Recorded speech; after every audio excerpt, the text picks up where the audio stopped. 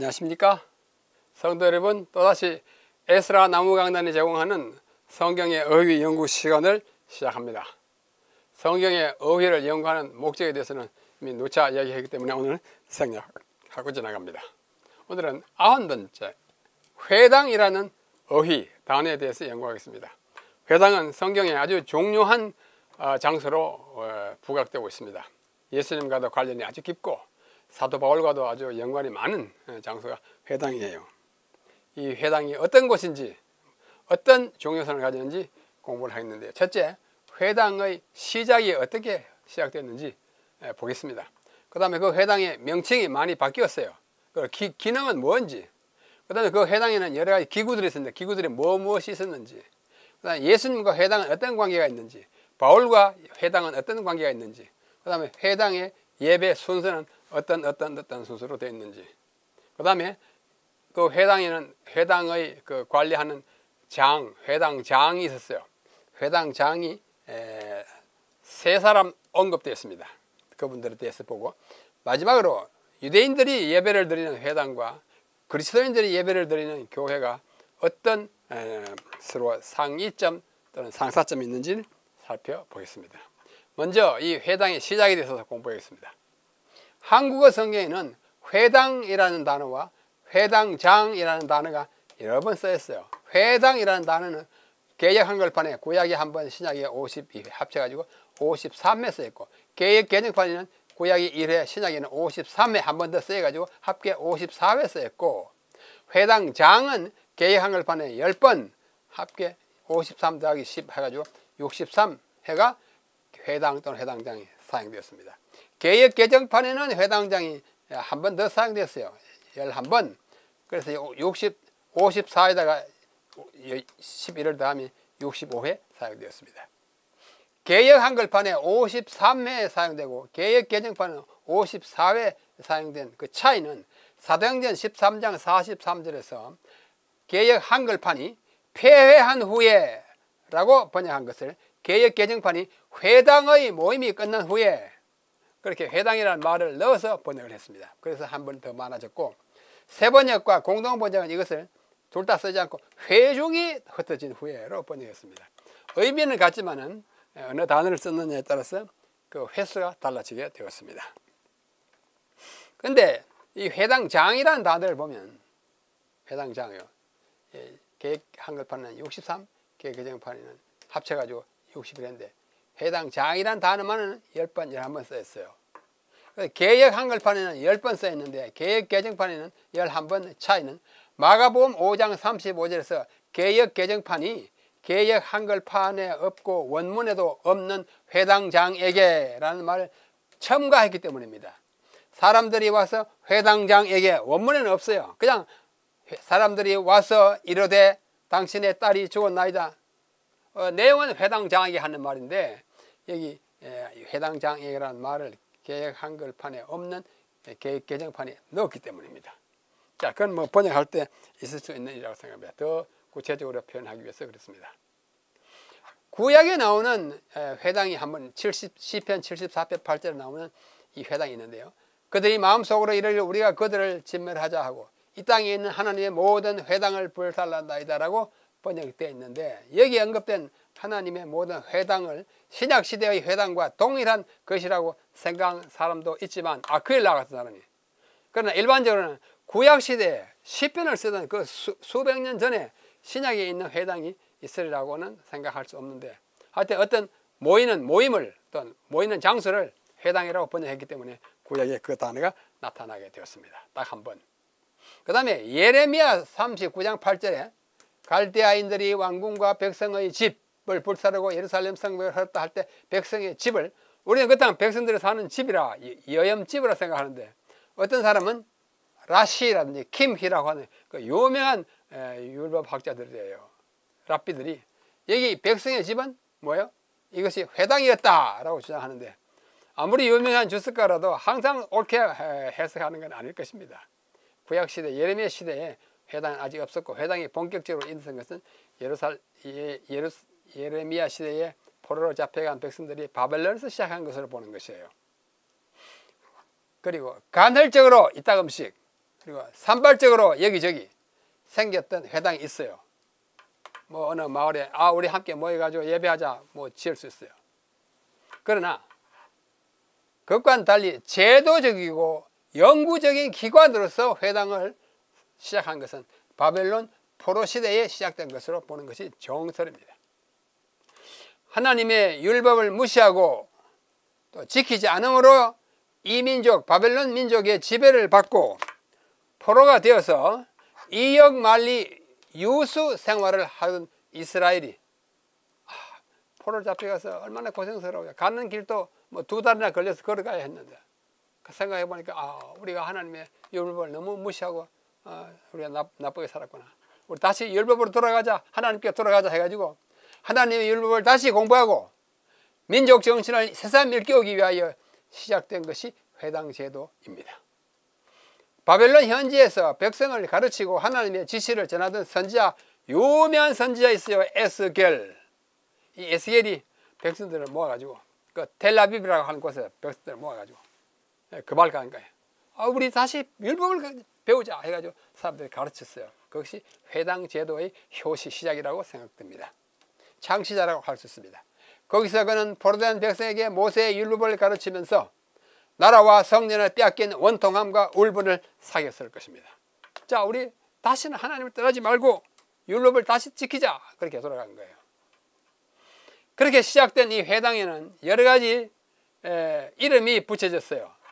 다음과 같은 명칭들이 예배당, House of Worship, 예배하는 곳 이렇게 불리는 때가 있습니다. 왜 그러냐면 기도와 예배하는 장소였기 때문에 그야말로 예배당이었습니다. 어떤 때는 집회당, House of Assembly, 영어로 번역하면 그래요. 히브리 말로는 베이트 크네셋, 크네셋 회의 집, 회의하는 집. 베이트는 집이고 크네셋은 회의예요. 회의하는 집. 또 어떤 때는 어떤 히브리 분파에서는 슐 그랬어요. 슐. 이 슐이라고 하는 것은 이디시. 이디시는 히브리어는 히브리어인데 다른 언어와 좀 혼잡된 히브리어예요. 독일어가 많이 포함된 히브리어입니다. 그것을 사용하는 사람들이 정통 유대인도 있고 하시딤이라는 종파도 있어요. 그 사람들은 말하기를 회당을 슐 그랬어요. 발음하면 슐이에요. 근데 이 슐이 어디서 왔느냐? 독일어 슐레에서 왔어요. 슐레라는 말은 영어의 스쿨과 비슷하죠. 스펠이 비슷해요. 같은 어원에서 왔어요. 영어로 스쿨, 독일어로 슐레. 똑같이 공부하는 집, 곧 장소, 학교입니다. 그래서 이 슐에서 이 이디시라고 하는 언어는 히브리어에 독일어가 많이 가입이 되기 때문에 슐레가 따가지 슐이라고 회당을 일컫기도 합니다. 너 어디 가느냐? 슐 간다. 독일어식 히브리어를 만들어요. 또 어떤 사람들은 개혁 유대인들은 말하기를 성전이라고 했어요. 다른 사람들은 싫어합니다. 성전은 그야말로 거룩한 딴 집이 있는데 우리가 맨날 와서 모이는 그 성전이라는 것은 좀 과하다 해가지고 싫어하는 사람도 있긴 있어요. 그러나 일부에서는 성전이라고 하고 그 다음에 가장 보편적으로 하는 것이 회당, 시나고그예요. 시나고그. 이게 히브리어로 하면 또 베이트 크네셋입니다. 아까 이거하고 같아요. 베이트 크네셋하고 똑같아요. 이것을 크네셋이라는 말을 헬라어로 번역한 것이 시나고게예요. 신 함께 아고 모인다. 시나고게. 그리고 영어로 그대로 시나고그. 이것이 오늘날의 회당을 일컬어지는 가장 보편적인 단어입니다. 여러 이름, 예배당, 집회당, 슐, 성전, 회당 이렇게 일컬어져 왔습니다. 자, 여기 어떤 상징물을 제가 보여드렸는데 여기 이스라엘, 예? 여기도 이스라엘이고 여기 밑에는 크네셋, 크네셋은 집회하는 곳 그 뜻이에요. 이게 이스라엘 국회의 문장입니다. 이스라엘 국회 문장이에요. 우리 한국 국회도 뭐 이렇게 금 배지 달고 다니잖아요. 태극 문양에다 안에다가 국회, 옛날에는 나라 국자 썼는데 요즘 국회 썼잖아요. 그와 같이 이스라엘의 국회 문장인데 그 국회가 크네셋이에요. 집회하는 그 의미와 같기 때문입니다. 백성의 대표들이 모인 곳이에요. 집회장, 회당이에요. 말하자면 정치인들의 회당이에요. 오늘날 예루살렘에 가면 구도성에서 좀 서쪽으로 떨어져 한참 가다 보면 이런 큰 집이 나옵니다. 이게 크네세트입니다. 이스라엘 국기고 여기서 굉장히 높아요. 사람이 서면요 이 정도밖에 안 돼요. 이렇게 국회, 우리 여의도에 있는 국회와 같은 역할을 하는 곳입니다. 자, 이 회당에 여러 가지 기능이 있었습니다. 기능. 첫째, 기도와 예배. 개인 기도는 집에서 할 수 있지만은 공중 기도, 특히 민얀이라는 기도를 들었어요. 민얀이 뭐냐면 회당의 성리될 수 있는 남자들의 수 10인 이상이 있는 것을 민얀이에요. 민얀이 되면은 회중이 함께 공동 집회를 냅니다. 그것이 정적수를 민얀이에요. 정적수 10인 이상이 들어있는 기도를 하는 곳이 회당이었어요. 그 다음에 예배와 기도뿐만 아니라 일반적인 교육과 학습도 있어요. 베이트 미드라시, 학습하는 장소였다. 유대인들은 아들을 낳아가지고 13살이 되면 율법의 아들이라고 그래가지고 이제 성인식을 합니다. 유대인들 13세만 되면 성인이 돼요. 그래서 성인이 되면은 이제 율법을 본격적으로 배우기 시작하고 그 이후에 그 전에도 배워가지고 성인이 되지만 그 성인이 된 후에도 계속해서 공부를 시켜요. 그 시키는 장소가 회당입니다. 교육과 학습을 하는데 바르 미스바, 바르는 아람어로 아들, 미스바 율법의 아들, 13살이 된 남자아이를 율법의 아들이라고 그렇게 시작합니다. 그 이후에도 계속 교육을 하는 곳이 회당입니다. 그 다음에는 종교적 활동과 비종교적 활동을 다 거기서 해요. 친교와 경조사 일들을 다 거기서 행합니다. 우리도 보통 교회에서 그런 친교 활동을 하지 않습니까? 뭐 여러 가지 하는 것과 비슷합니다. 물론 뭐 오라켈 하거나 그렇진 않죠. 그 다음에 자선과 구호 활동을 회당에서 했습니다. 금품을 모아서 배부하고 가난한 사람들, 불안한 사람들, 환난을 당한 사람들에게 나눠주는 일들을 이 장소를 여기서 회당에서 했습니다. 그리고 공동체 활동을 했어요.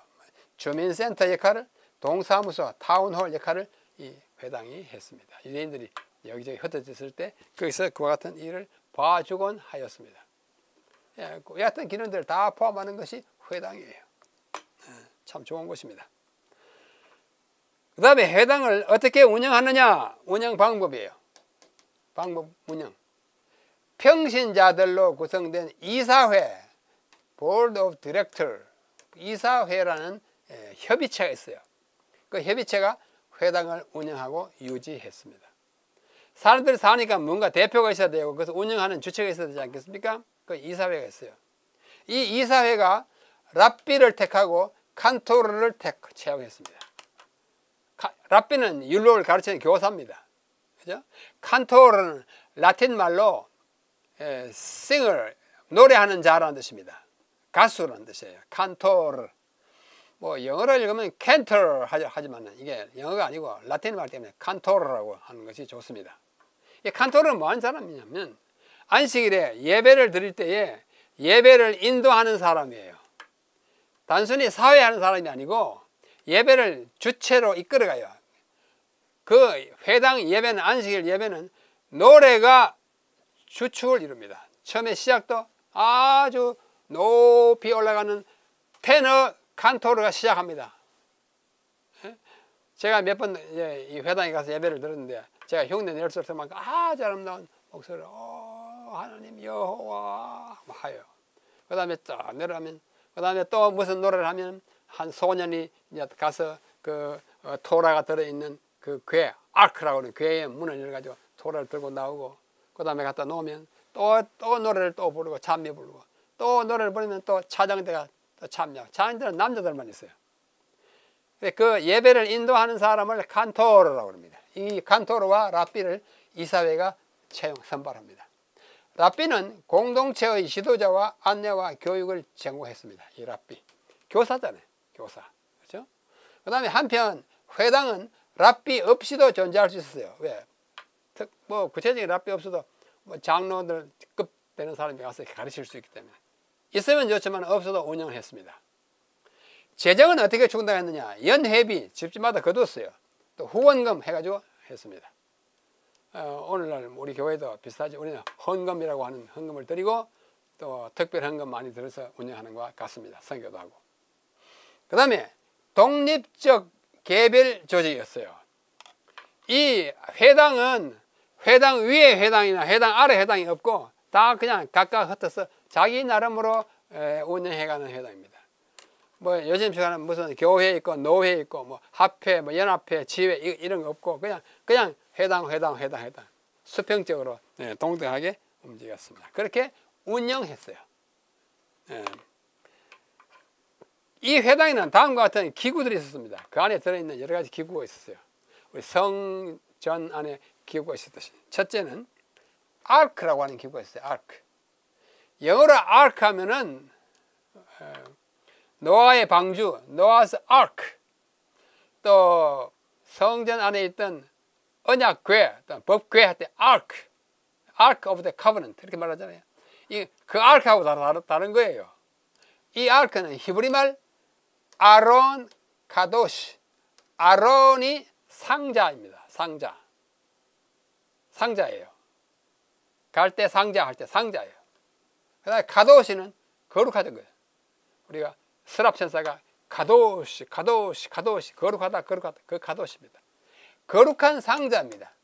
아론 카도시 홀리 아크 거룩한 상자.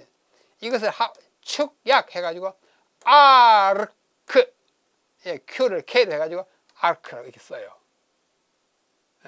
이것은 제사장 아론이라는 이름과 아무 상관이 없어요. 제사장 아론은 히브리어로 아하론입니다. 우리는 아론, 영어로는 에론 이러잖아요. 히브리 말로는 아하론이에요. 근데 우리는 아론이라고 그럽니다. 이건 아하론이고 이거는 아론이 전혀 다른 말이고, 또 노아의 방주는 영어로는 아크인데 히브리 말로는 테이베스예요. 테이바, 복수가 테이바예요. 테이바. 이 테이바하고 아론 관계없잖아요. 그러므로 이 아크는 노아의 방주와도 관계없고 아론이라는 제사장 이름과도 관계없는 상자, 거룩한 상자의 첫 글자 아크에서 왔다는 사실을 이해하면 좋겠습니다. 이것은 회당 안의 한쪽에 놓았는데 그것은 반드시 예루살렘을 향한 캐비넷 또는 벽 안에 놓였습니다. 회당을 어떻게 짓든지 방향으로 예루살렘 쪽이 있지 않겠습니까? 그쪽을 향하는 곳에 조그마한 이렇게 상자 같은 집을 지어가지고 그 안에다 넣어놨어요. 예루살렘에 향했습니다. 그 안에 이 아크 안에 토라, 오경, 두루마리가 들어있고 아크에는 또 그 안에 작은 문이 이렇게 있어요. 문이 있고 안쪽에는 커튼이 있습니다. 작은 문 두 개를 이렇게 열면 안에 커튼이 있고 그 안에 일로 두루마리가 있어요. 그 다음에 회당에 예배할 때 그걸 열고 내가 가져와서 펴서 낭독하고 했습니다. 첫째 기구는 아크입니다. 아크예요. 둘째는 네르타미드. 네르는 램프라는 뜻이고 등. 타미드는 영원한 타미드, 영원한 불, 영원한 등불이라는 뜻이에요. 그래서 성막의 정극의 앞 휘장 밖에 항상 켜두라고 하신 등불을 상징하는 것이었습니다. 그때도 등불이 있어요. 여기도 등불을 세운다 그랬어요. 그 다음에는 등불 외에도 등대가 따로 있었어요. 메노라, 7가지 난 그 성전 안에 있는 등대 있지 않습니까? 이 등대 메노라가 있었는데 성전에 있던 등대를 상징하는 것이었어요. 제가 여기 늘 옆에 두고 있었다마는 이게 메노라잖아요. 메노라. 익숙하죠? 이 메노라. 이 메노라는 가지가 몇 개예요? 이 가지는 7개입니다. 7개. 하나, 둘, 셋, 가운데 하나. 이것이 모세 성소에 있었고 솔로몬의 성전에 있었는데 이것을 기념하거나 상징하기 위해서 여기도 메노라를 했는데 차이가 있어요. 성전에 있던 방금 본 메노라에는 7개의 등잔이 있었지만 여기 회당의 등대에는 6개 또는 8개의 등잔이 있었어요. 성전 7과 똑같이 하는 것은 부적합하다고 생각했습니다. 등대는 선택사항에서 있어도 되고 없어도 되는데 넣으려면은 똑같이 7가지로 가지 말고 그 가지 등잔을 6개 아니면 8개로 차이 나게 했습니다. 똑같지 않게 하기 위해서. 이들의 그 특별한 그 관심 때문에 성경과 똑같이 하면 이게 좀 너무 무리하다 이런 생각을 한 것이에요. 그 밖에 그 앞에 주춧대, 비나라고 하는 주춧대가 있었어요. 회당의 중앙에 토라를 올려놓는 판이 이렇게 대가 있었는데 그걸 주춧대, 비나라고 했습니다. 그 다음에 성경을 넣는 이렇게 대가 있었어요. 강도상 앞에 있는 대처럼 이것을 안무드라고 했는데 렉터라고 해서 성경을 넣는 받침을 말합니다. 성경 토라를 펴놓는 대가 그 앞에 있습니다. 자, 이것을 현대에 있는 어떤 회당의 내부를 사진으로 여러분에게 소개합니다. 이게 회당이에요. 뭐 회당들마다 이렇게 화려하거나 그러진 않습니다. 예루살렘에 있는 대회당은 가장 화려하고 장엄해요. 이건 거기 있는 것이 아니고 다른 데서 찍은 것인데, 이것이 아크입니다. 아크 안에 이렇게 문을 열고 그 안에 커튼이 있고 그 안에 토라가 있어요. 토라 열고 나와가지고 읽잖아요. 이게 이제 주춧대입니다. 주춧대 그 앞에 성경을 놓는 성경대가 있었어요. 아주 참 여기 이제 좌석에 쭉 앉아가지고 예배를 드리고 기도를 하고 했습니다. 여기 이제 등대가 있죠. 등대 있어도 되고 없어도 되고 이런 모양을 한 것이 일반적으로 볼 수 있는 오늘날의 회당의 내부 구조입니다. 자, 예수님과 회당은 어떤 관계가 있느냐? 예수님은 전도의 활동과 치료 봉사를 주로 회당에서 했습니다. 가장 중요한 장소였어요. 왜? 사람들이 모여 있으니까. 딴식에 가면 반드시 있으니까 항상 거기 가서 전도했습니다. 사복음서에서 예수께서 회당에서 활동하셨거나 회당을 언급하는 경우가 약 10번 나옵니다. 자, 회당에서 활동하신 경우들을 몇 가지만 소개합니다. 먼저 마태복음 4장 복음서에 제일 먼저 나오죠. 예수께서 온 갈릴리에 두루다니사 그들의 회당에 가서 가르치시며 천국 복음을 전파하시며 백성 중에 모든 병과 모든 약한 것을 고치시니 그의 소문이 온 수리아에 퍼집니다. 갈릴리에 갔는데 그 위에까지 막 퍼졌어요. 똑같은 얘기가 마가복음 1장에도 나오고 누가복음 4장에도 나옵니다. 그들의 회당에 들어갔습니다. 마치 예수님이 오심을 기다리는 듯이 모여있는 사람들에게 뭐 했어요? 가르치시고 전도하시고 고치시는 일을 했어요. 이 회당이 없었으면 예수님이 효과적으로 가르칠 수 없을 뻔했습니다. 자, 마태복음 9장 35절 예수께서 모든 도시와 마을에 두루 다니고 그들의 회당, 그 도시와 마을의 회당에서 가르치시고 천복음을 전파하시고 병을 악한 것을 고치 똑같아요. 가르치고 전도하고 치료하고 어디서? 회당에서. 참 좋아요. 마태복음 12장 거기 가버나움입니다. 가서 떠나 그들의 회당에 들어가서 한쪽 손 마른 사람이 있는지라 사람들이 예수를 고발하려고 이 안식일에 왜 이걸 고치냐 뭐 이렇게 하는 예수님. 그러면 안식일에 안 고치면 어떻게 하냐? 나는 고친다 하고 고쳐주죠. 어딨어요? 회당에서. 마가복음에도 누가복음에도 똑같은 기사가 나와 있습니다. 자, 마태복음 13장 53절로 58점 길어요. 예수께서 이 모든 비유를 마치신 후에 그곳을 떠나 고향으로 돌아가서 고향이 어디예요? 나사렛으로 돌아갔습니다. 그들의 회당에서 나사렛 회당에서 가르치시니 그들이 놀라 이르되 이 사람의 이 지혜와 이런 능력이 어디서 났느냐? 이는 목수 요셉의 아들이 아니냐? 그 어머니 마리아 그 형제들은 야고보 요셉 시몬 유다가 하지 않느냐? 그 누이들은 다 우리와 함께 있지 않느냐? 그런데 이 사람의 이 모든 것이 어디서 나느냐? 우리 이웃 사람 아니냐? 그런데 이게 엄청난 일을 행하니 도대체 어떻게 된 거냐? 이게 좀 이상하다고. 그러면서 받아들였으면 좋겠는데 너무 엄청난 일을 하니까 오히려 그들이 뭐였어요? 하고 그를 배척했어요.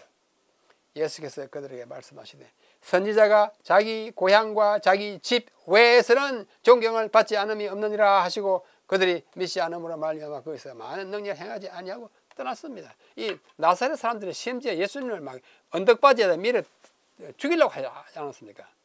거기서 예수님이 피신해 갔습니다. 어디서 활동했어요? 회당에서 활동했어요. 어디든지 회당에서 활동하는 것입니다. 또 여기 또 마가복음 1장에 가보면 저희가 가버나움에 들어가니라. 예수님이 그 가버나움에서 가장 활동을 많이 했어요. 나사렛에서 자랐지만 나사렛 가버나움까지 얼마 멀지 않습니다. 예수께서 곧 안식일에 회당에 들어가 가르치심에 또 가르쳤어요. 무사람이 그 교훈에 놀랐어요. 그 가르치는 것이 권세 있는 자들과 서기관들과 같지 않았어요. 마치 저희 회당에 더러운 귀신 들린 사람이 막 소리를 지릅니다. 나사렛 예수여, 우리가 당신과 무슨 상관이 있습니까? 이 귀신이 떨어가지고 예수님 오니까 당신 나하고 무슨 상관입니까? 막 가십시오 그래요. 그래서 거기서 귀신을 쫓아내는 일 어디서 했어요? 가버나움 회당에서 했습니다. 회당에서 하는 일입니다. 이게 가버나움 회당의 오늘날의 모습입니다.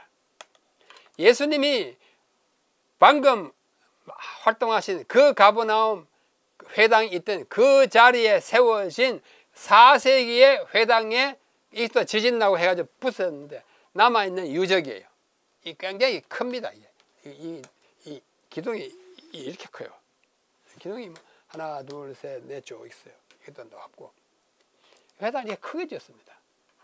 예수님 당시 회당은 아니지만 예수님 당시에 회당이 있던 그 자리에 지은 회당의 유적이에요.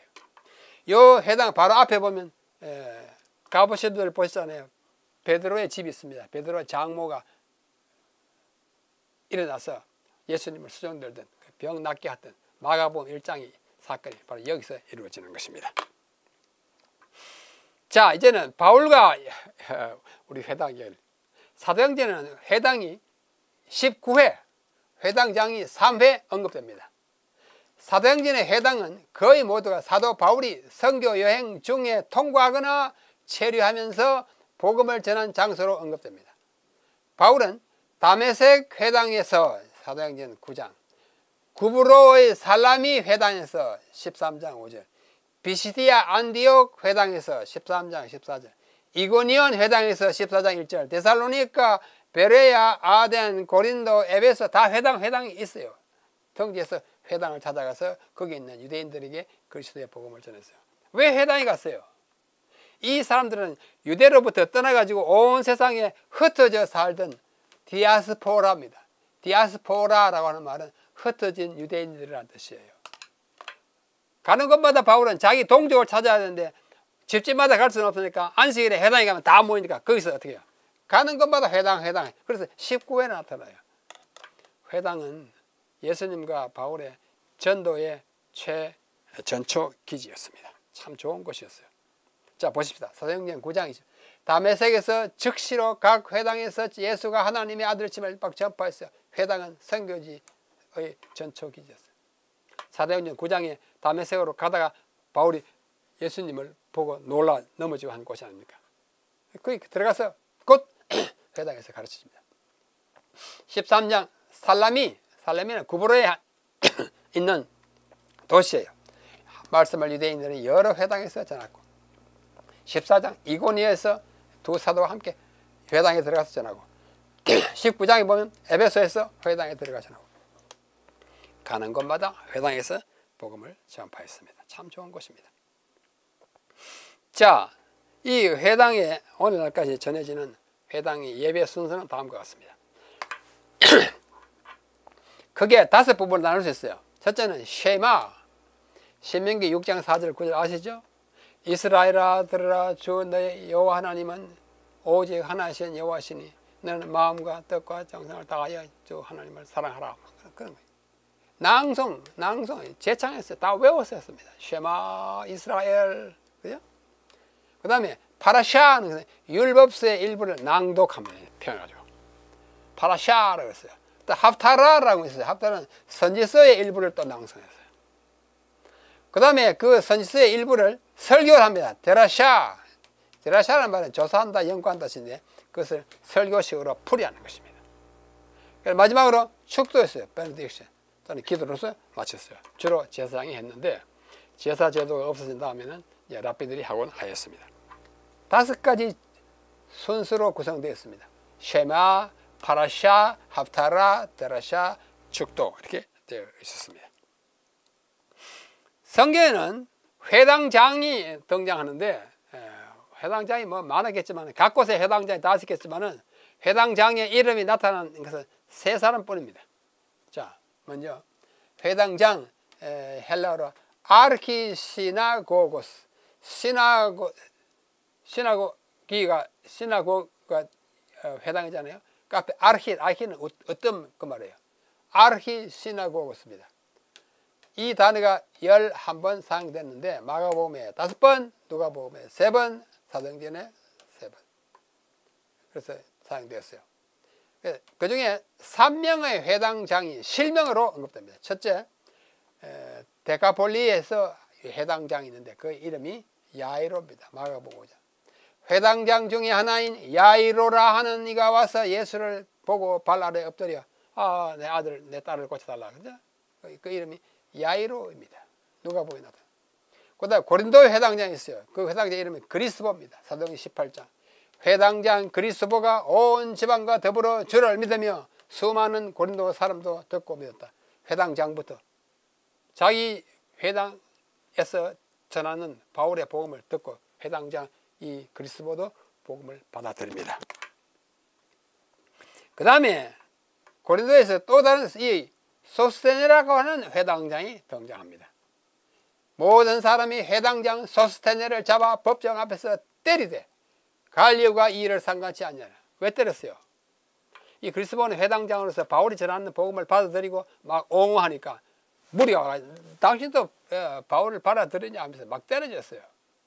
이 회당장 소스테네는 바울이 고린도에서 전도할 때 옹호함으로 유대인 군중으로부터 매를 맞았으나 후에 그의 전도를 받아들이고 그리스도인이 된 것으로 보입니다. 왜냐하면 고린도전서 1장 1절에 보면 하나님의 뜻을 따라 그리스도 예수의 사도로 부르심을 받은 바울 나는 형제 소스테네가 함께 고린도에 있는 하나님의 교회에 모난한다.